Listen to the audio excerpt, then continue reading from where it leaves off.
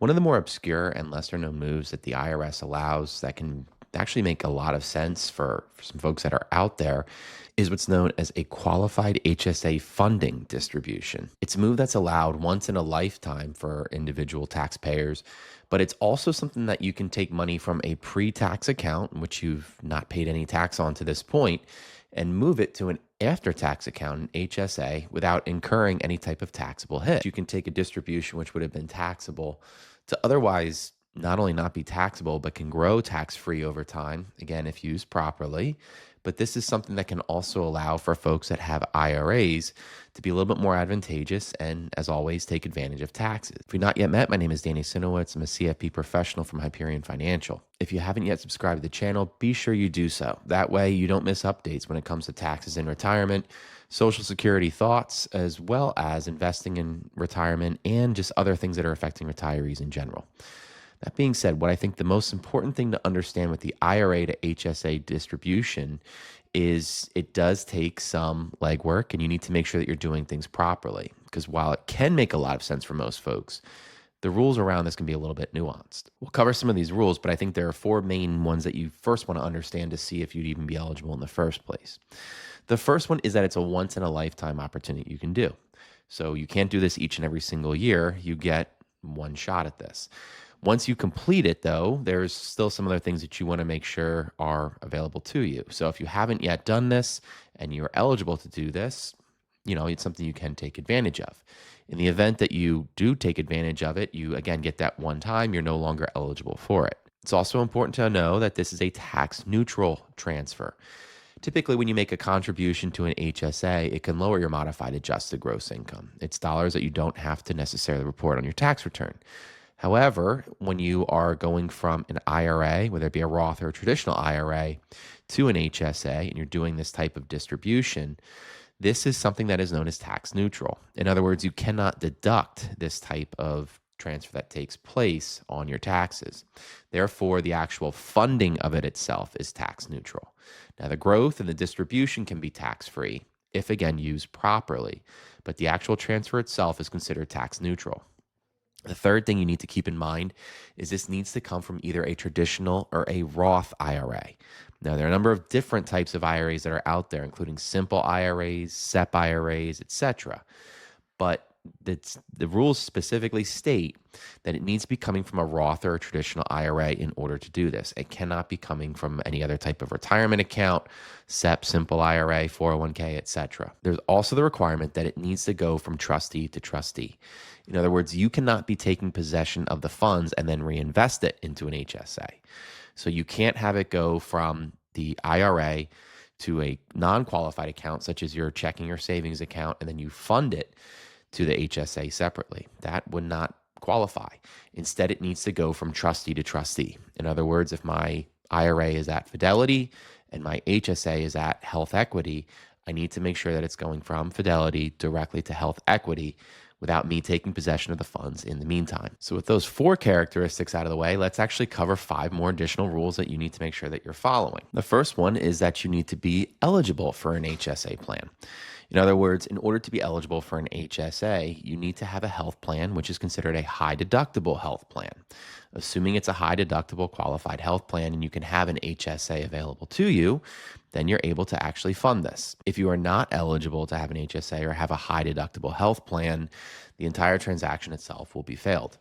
Therefore, you cannot utilize this and it wouldn't be worth your time. So making sure that you're HSA eligible and under a qualifying plan, a high deductible health plan, is the first qualification. You also need to make sure that your annual contribution limits apply to this as well. So for example, in 2025, for an individual contributor, you can contribute up to $4,300. For a family, the number is $8,550. And if you're over the age of 55, you get an additional $1,000 catch up. So if you're going to complete this, not only is it just a one-time thing, but it also goes by the annual contribution limits as well. If you're over the age of 55 on a family plan, that number can be a little bit more significant than if you were single and under 55. Keep in mind, too, if you've already contributed this year to an HSA. So, for example, if you've contributed as a single individual $2,000 to this point, and you want to make an additional contribution to your HSA via the qualified funding distribution, you would only be eligible to contribute $2,300. So the actual amount that you could do in this case is limited. Perhaps it's better to wait if you're going to do a one-time funding distribution until the new year when you haven't yet contributed. Another important rule that you must make sure that you follow is that you must stay HSA eligible for 12 months after the month in which you complete the transaction.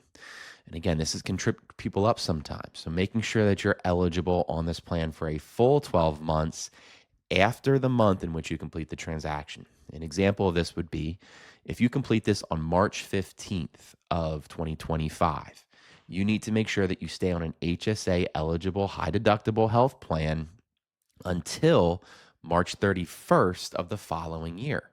So even though it's a 12-month rule, it kicks in the month after the contribution. Making sure that you follow this rule is all the more important because it could create a taxable event and defeat the purpose of this in the first place. And as a follow-up to that rule, what I think is important to understand is that you could be facing penalties and consequences in the event that you fail this. So in other words, the entire amount of the distribution would be considered taxable. It could be the additional 10% penalty that's thrown on top of that as well. This would also take place in the year in which you became ineligible. So understanding the rules behind this and making sure that you're planning to stay on a high deductible health plan is all the more important. And for you pre-retirees who are out there who are thinking about completing this, your timing around Medicare is also very significant. Once you become Medicare eligible, you're no longer eligible to contribute to an HSA. This was something they talked about in the recent bill as a potential possibility, but unfortunately, it's not the case. Being that it's not the case, you want to give yourself some leeway here as well. And Medicare also often has a 6-month enrollment period, which is retroactive. Therefore, instead of the 12-month that we just talked about, you may want to give yourself 18 months in this rule to make sure that you satisfy the rules.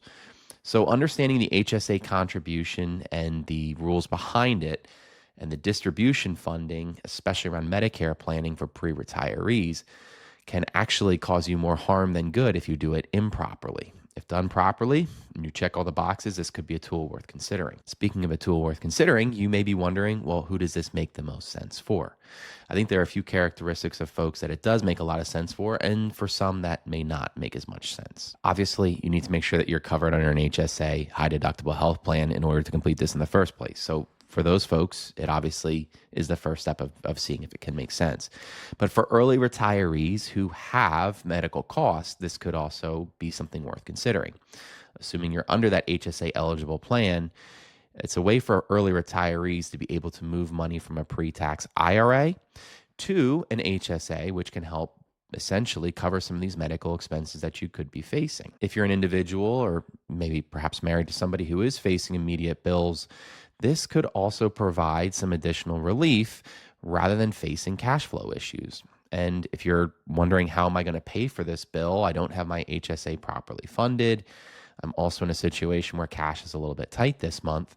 You can end up taking this money from an IRA, which again would otherwise be taxable. But if you complete this and it's done properly, you can instead move this money from a pre-tax IRA, the distribution otherwise being taxable, to an HSA, and again, utilizing this in a tax-free way. I also think that you want to do your best to maximize this if at all possible.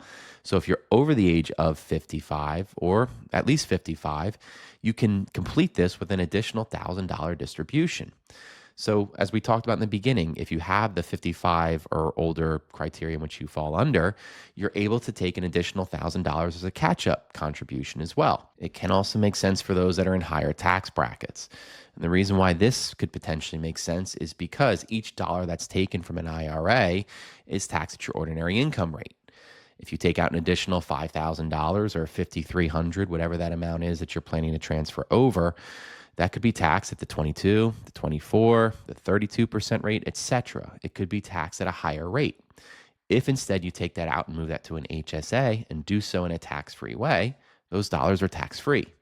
The more that you have accumulated or that you bring in terms of your income, especially in your ordinary income brackets, it all the more makes sense to take advantage of. This doesn't mean the strategy is right for everybody. And I think there's a few that it's pretty safe to say should look to at least proceed with extreme caution or avoid altogether if you fit under these types of criteria. The first one would be if you have sufficient cash in which you could fund an HSA regularly anyway. If you were to complete the HSA funding distribution, that does cap your limit. In other words, I cannot complete this and then also fund with after tax dollars that I would have had otherwise, or pre tax dollars for that amount. And what that means is that I can't quote unquote double dip. So if you have dollars in savings or sufficient cash flow or sufficient dollars saved that you're planning to contribute to a HSA anyway, you may not necessarily want to consider this. The reason being is because if you make an HSA contribution with those dollars you can actually get the tax break on the front end. They would be considered tax deductible, whereas the HSA funding distribution, as we talked about in the beginning, is a tax neutral event. So it could make sense for you rather just to fund this with pre-tax dollars and as opposed to taking this out from an already existing pre-tax account. It just depends on where you're at with income in that specific year. If you're near Medicare in the next 12 to 18 months, this strategy may not make sense for you at all. You may instead want to consider just pumping up what you can with your HSA of normal contributions that you would be making from cash flow. Don't consider this if it's going to cause you an adverse effect. And if you're that close to Medicare, you really want to make sure that this plan is researched well. If you have unstable health coverage or you're unsure what type of health coverage you're going to be having in the next year or two, you also could be playing with fire. You want to make sure that you stay on an HSA eligible high deductible health plan in order for this to be completed. If you lose this coverage or if you enroll in a plan that is not considered a high deductible health plan, which is HSA eligible, then this is not an allowable tax event. Instead, make sure that you complete something that is going to be done with a little bit more stability in mind. Now, it's impossible to predict the future, but if you have more stable employment and a job that does allow for an HSA and that you're going to stay on that high deductible health plan, then it's worth potentially considering. Lastly, I don't know how much sense it makes to go from a Roth IRA to an HSA in this circumstance either. Now, again, it could make sense in some circumstances, but there are plenty of benefits that you have within a Roth IRA to complete this. But the Roth IRA is going to grow tax deferred and you can take it out tax free. As a result, if it's a qualified distribution, it's a tax free event anyway. So is it really worth doing from a Roth IRA? Maybe not in every single circumstance. There could be one or two out there, but this makes more sense if it's from a pre-tax or a traditional IRA. HSAs can offer some great tax benefits, specifically as contributions, growth, and distributions are considered tax-free if utilized for qualified health expenses. This is just one way in which you can pump some additional dollars into that HSA. Now, while you would not be getting the contribution to be considered deductible, the growth and the eventual distribution would be, again, if done properly. Therefore, the benefits can actually save quite a bit, just depending on how much your taxes would be otherwise, your liability would be in the event you were to take a distribution from an IRA and pay for these expenses out of pocket. Instead, consider this if you fall under the criteria that we discussed earlier, but make sure that you are working with a qualified professional because the mistakes that could be made in this or the consequences if it's done improperly can add up as well. By doing this in such a way that is done, thought out well, and you have a plan for, could help save a little bit of money to move from a pre-tax bucket to an after-tax bucket. Now, it's not necessarily going to be a massive change for somebody. Obviously, it's going to be one little way in which you can save on tax. We're always interested in see ways that you can save on tax. And if you're interested in learning more about saving on taxes, one way you can do it is have a proactive Roth conversion plan. If you're not familiar with Roth conversions, this video right here is a great introduction to it to give you a better idea to see if you could be a fit for Roth conversions and save on taxes in retirement.